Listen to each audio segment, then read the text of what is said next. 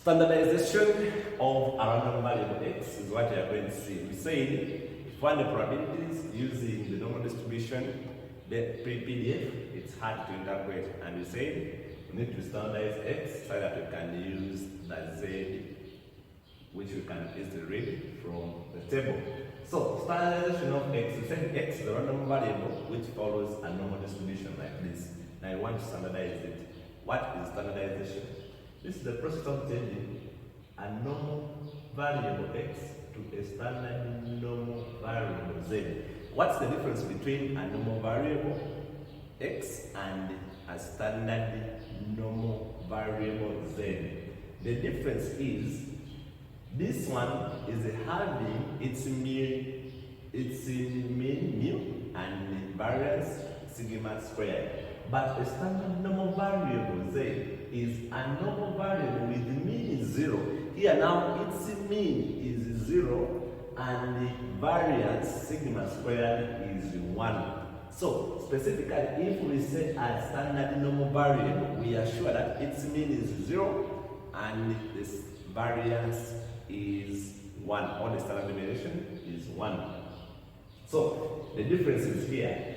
If x is just a normal variable, its mean, you don't know this mean, I don't know this one. But a standard variable z, we know that its mean is 0 and then its variance is 1.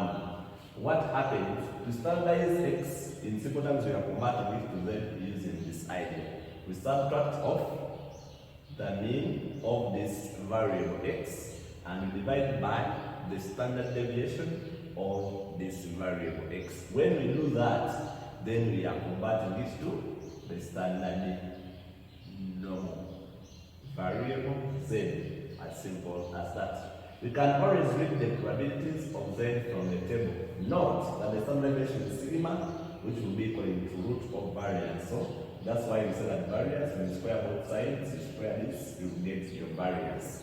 As simple as that. Then remember our f of x for the standard normal, the PDF is this. Now we say that the whole of this is going to be now z from here. And so this is now the PDF for a standard normal variable. We say that our sigma here is 1, and also here the whole of this is z. So that's how we write the PDF for a standard normal variable. Note, f of z, now we are having it as f of z because this one is variable with x because mu sigma are constants. But now this one is variable with z, that's why we have it as f of z. Now these probabilities of z, for them now we can read them from the tables. Okay, f of z is now symmetric at mu is equal to 0 because we say that here it attains its maximum at mu. But now we are sure that our mu is 0 for this because now this is a standard normal. Now, if we say that also the area and the curve is 1, but if this one is symmetric at mu equal to 0 and the whole area is 1, it means that symmetric means that this side is equal to this side. For it to be 1, this is 0.5 and this is 0.5. When you add this and this, you will get it as a 1. So that's the good thing with a standard normal. For it to be assured that it's symmetric at 0 and the area all over this curve f of z is 1. Meaning if it's symmetric, if this side is equal to this side, it means that for them this one will be 0.5 and this will be 0.5, as simple as that. Now this one is variable with z, it's variable with z. Now using the standard normal. Now after us converting our x, this is how we convert x to z now. Now we can easily read the probabilities because we are using the mean of x and the standard deviation of that x. Now, remember, now this one now we have the probabilities. So to interpret this from 0 to the standardized variable p, this area here, these are the probabilities that we have already. Remember, probabilities are the areas after interpreting that from a certain to a certain value. Now this is what we are calling it p. But remember, if you want now the probability from 0 to this one is as simple as getting your p. You go in the tables and then you read off the value this one. It will be now equal to the p, the probability that we are looking for. So all those values in those tables are all areas under this, from 0 to p, in simple terms, the same as the probability.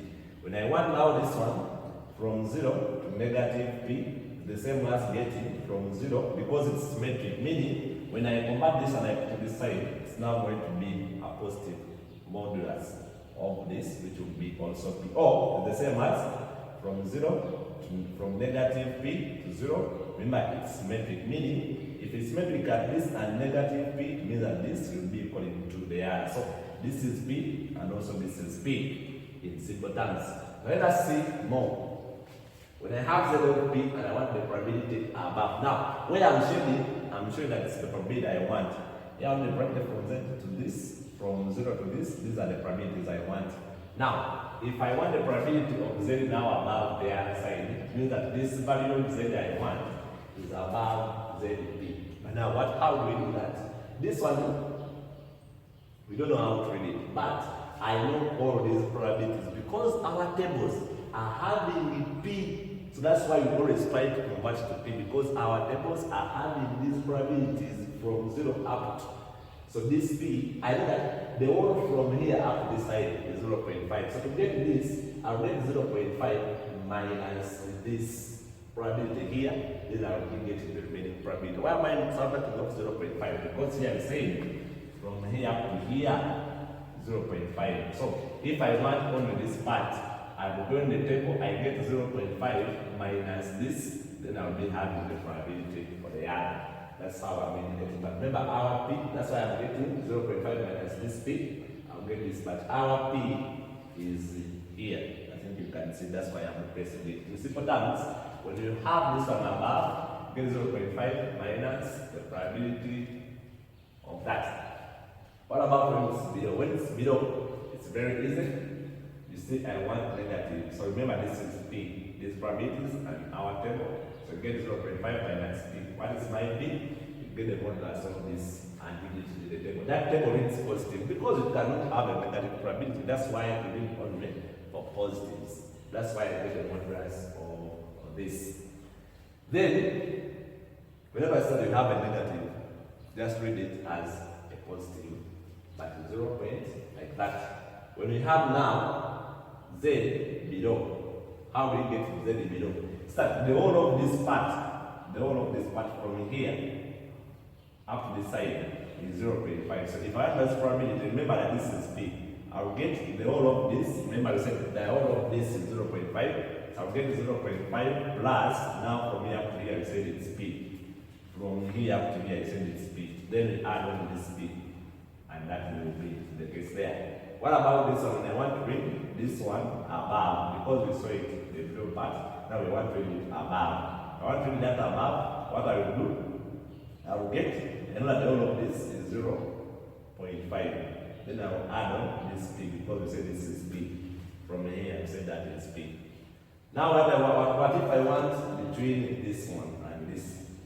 In simple terms, remember from here up to here is p, and from here up to here is p. What we do, get this p plus this p, and then that will be the probability. It will be twice p. But what is your p? Is here. In simple terms, get 2 times the modulus of this all times the p, which is positive. Now you are going to see some important things, and then we'll see how to read the table. Now, once you know this, you do another topic because this is done. Let us see examples in the next lesson.